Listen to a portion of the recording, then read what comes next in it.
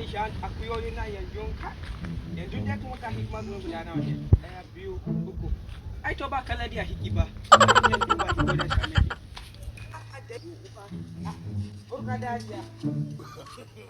wannan fasan da me kana gashe ni da wannan ya to Allah kai gani ka mun kula ne mun dogari kuma kina jahi na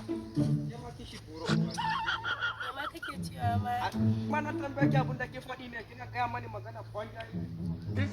an gaya ma magana waye goya ma Allah na rashe wallahi wanda ya goya mun ba je shi buro za mu ga wanda ya dore ma kin da dajin garin jama na kashi to a rago banja ma mutanen gari banja zanin dajin banza ma irin Allah ki tafi na shake ka to ka mu kila jana